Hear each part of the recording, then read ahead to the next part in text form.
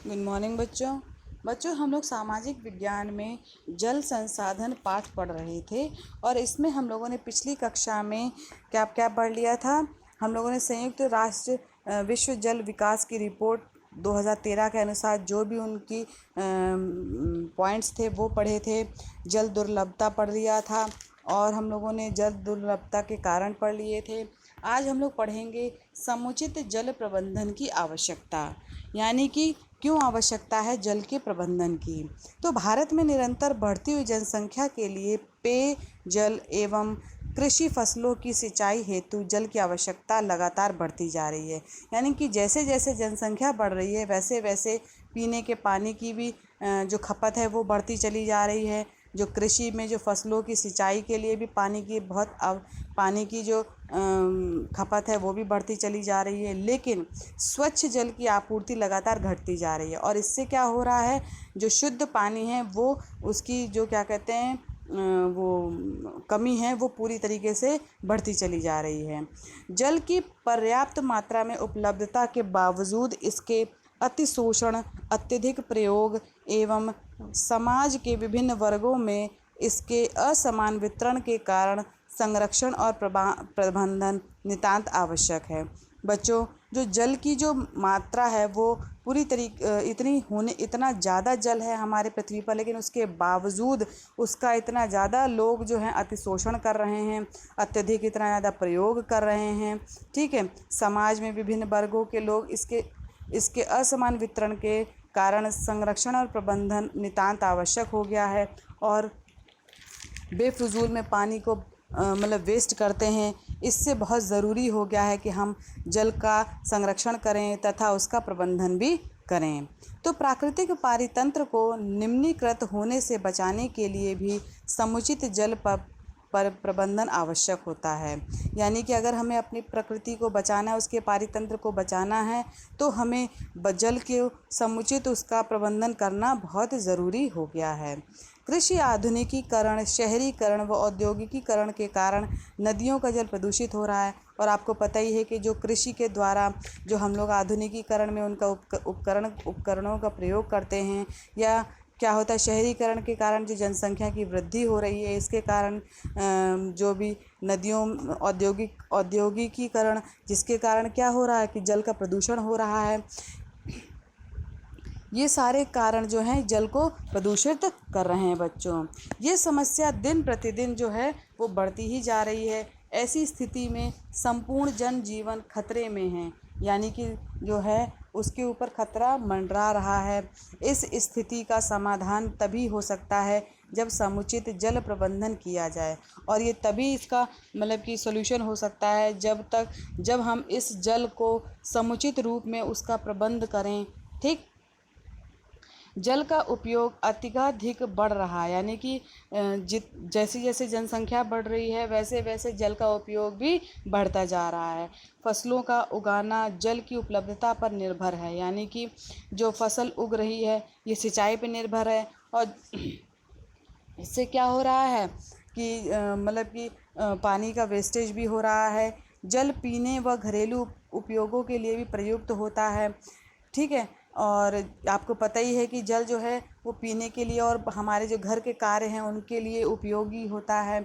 शहरों की बढ़ती जनसंख्या तथा शहरी जीवन शैली के कारण जल की मांग लगातार बढ़ती जा रही है और ये जो शहरी जीवन है इसकी वजह से और जो शहर में जो जनसंख्या बढ़ रही है इसके कारण बच्चों जल की जो मांग है लगातार ये बढ़ती जा रही है। अब बच्चों, पहले क्या था कि लोग जो हैं हाथों से कपड़े धोते थे, लेकिन आजकल क्या है उपकरण आ गए हैं जैसे कि वॉशिंग मशीन है। ठीक है, तो इसमें जो पानी है पानी का वेस्टेज ज़्यादा होता है अगर आप उसको कंपैरिजन करें हाथ के धुलने से।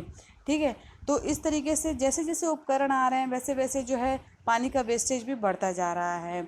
ऐसी स्थिति में भविष्य में स्वच्छ जल की निर्बाध विद्युत आपूर्ति सुनिश्चित करने के लिए समुचित जल प्रबंधन अनिवार्य है। और बच्चों, जब ये स्थिति आ चुकी है कि जो स्वच्छ जल है उसका क्या कहते हैं निर्बाध विद्युत आपूर्ति सुनिश्चित करने के लिए समुचित। अब बच्चों, आपको ये भी पता है कि जो जल है वो क्या कहते हैं बिजली बनाने के भी कार्य आता है, इससे भी जल की खपत होती है। ठीक है, तो इसलिए बच्चों ये बहुत ज़रूरी हो गया है कि जल का समुचित प्रबंधन करना चाहिए। ठीक, नेक्स्ट टॉपिक है बच्चों हमारा बहुउद्देशीय नदी परियोजनाएं और समन्वित जल प्रबंधन। तो बच्चों पुरातत्व वैज्ञानिकों के अन्वेषणों एवं ऐतिहासिक अभिलेखों से इस बात की जानकारी मिलती है कि भारत में प्राचीन काल से ही सिंचाई के लिए पत्थरों व मलबों से बांध, जलाशय, झीलों के तटबंध और नहरों जैसी जलीय संरचनाएं बनाई जाती हैं। यानी कि जो हमारी जो पुरातत्व विभाग है या वैज्ञानिक हैं, उनके अन्वेषण से क्या होता है, उनके अन्वेषणों से ये पता चला है कि जो हमारे जो भारत में प्राचीन काल में सिंचाई के लिए हम लोग पत्थरों व मलबों से बांध बनाते थे, जलाशय बनाते थे और झीलों से तटबंध बनाते थे और नहरें भी हम लोग जलीय संरचनाएं बनाते थे। तो इस तरीके से जो हमारे जो पूर्वज थे वो भी सिंचाई के लिए बहुत ही ज़्यादा आगे थे और इसके लिए वो अलग अलग कार्य करते थे। आधुनिक भारत जो है, आधुनिक भारत में भी इनका निर्माण होता रहा है। अब इन जलीय संरचनाओं का स्वरूप परिष्कृत हो चुका है। ठीक है, अधिकतर नदियों के बेसिनों में अत्याधुनिक बांधों का निर्माण किया गया है। आज बच्चों क्या कहते हैं, आज भी इन बांधों का या इन जलाशयों का निर्माण हो रहा है, झीलों का निर्माण हो रहा है, नहरों का निर्माण हो रहा है। अब इन जो जलीय संरचनाएं हैं, इसका जो है जो स्वरूप है वो अलग हो चुका है। जो नदियों के जो बेसिन में हैं, हम क्या कहते हैं कि अत्याधुनिक बांधों का निर्माण हो गया है। परंपरागत बांध नदियों व वर्षा का जल एकत्रित करने के लिए उसे सिंचाई के लिए उपलब्ध कराते हैं। यानी कि जो बांध में जो एकत्र हो गया है जल, नदियों में तो जल एकत्र हो गया है। ठीक है, और इस एकत्रित जल के द्वारा ही सिंचाई जो है उसका कार्य होता है। वर्तमान समय में बांध केवल सिंचाई के लिए ही नहीं बनाए जाते हैं, बल्कि उनका उद्देश्य विद्युत उत्पादन, घरेलू व औद्योगिक उपयोग, जल आपूर्ति, बाढ़ नियंत्रण, मनोरंजन, आंतरिक नौ संचालन, कृषि हेतु सिंचाई सुविधाओं की उपलब्धता, मत्स्य पालन, भूमि अपरदन पर प्रभावी नियंत्रण आदि है। इसी कारण बांधों को बहुउद्देशीय परियोजनाएं कहा जाता है। पहले जो बच्चों बांध बनाए जाते थे केवल वो सिंचाई के काम आता था, लेकिन आजकल के जो बांध हैं उनके बच्चों बहुत सारे कार्य हैं, बहुत सारे उद्देश्य हैं। जैसे विद्युत का उत्पादन हो रहा है, घर में जल का उपयोग हो रहा है, औद्योगिक उपयोग हो रहा है। ठीक है, और जल की आपूर्ति भी इन्हीं से हो रही है। फिर बाढ़ के नियंत्रण भी हो रहे हैं अगर बांध बनाते हैं तो। मनोरंजन का विकास हो रहा है, आंतरिक नौ संचालन यानी कि जो नाव हैं आप इनमें अपना एंटरटेनमेंट कर सकते हैं। कृषि के लिए भी सिंचाई सुविधा की उपलब्धता है, मत्स्य पालन मछलियों के पालन के लिए और भूमि अपरदन के लिए भी बच्चों ये बहुत ही ज़्यादा प्रभावी है। ठीक है, तो बांध द्वारा एकत्रित जल का समन्वित उपयोग होता है। उदाहरण के लिए सतलज ब्यास बेसिन में अवस्थित भाखड़ा नांगल परियोजना जल विद्युत उत्पादन और सिंचाई जैसे उद्देश्यों को पूरा करती है। तो महानदी बेसिन में हीराकुंड परियोजना जो है वो जल संरक्षण एवं बाढ़ नियंत्रण का समन्वित रूप है। यानी कि जो भाखड़ा नांगल जो परियोजना है वो जल उत्पादन का कार्य कर रही है और सिंचाई का। ठीक है, और जो महानदी जो बेसिन है उसमें जो हीराकुंड डैम बनाया गया है तो वो क्या कर रहा है, वो जल संरक्षण तथा बाढ़ नियंत्रण में सहायक है। ठीक है बच्चों, अब देखेंगे नया टॉपिक है कि प्राचीन भारत में जलीय कृतियाँ, यानी कि जो हमारे पुराना भारत था, यानी कि पहले जो भारत था हमारा, उसमें किस तरीके से जलीय जो संरचनाएं पाई जाती थी जल को संरक्षण करने के लिए। तो ईसा से 1 शताब्दी पहले इलाहाबाद के पास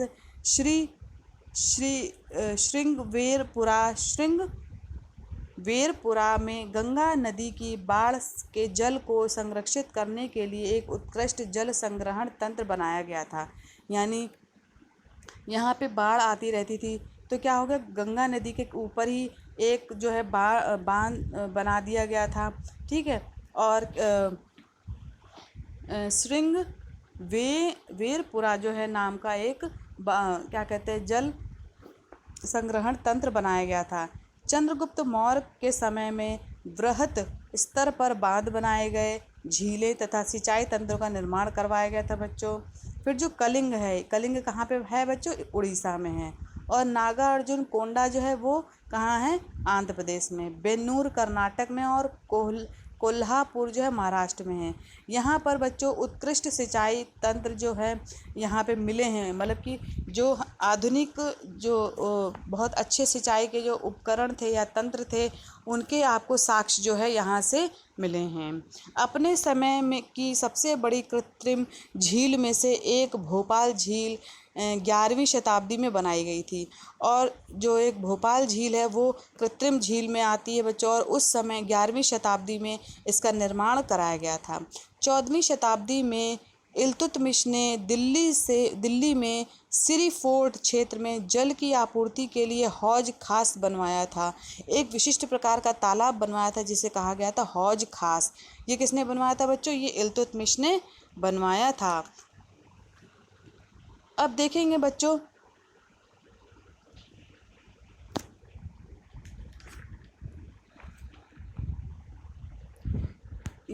यहाँ आपका जो है आज का टॉपिक समाप्त होता है। धन्यवाद बच्चों आज की कक्षा के लिए।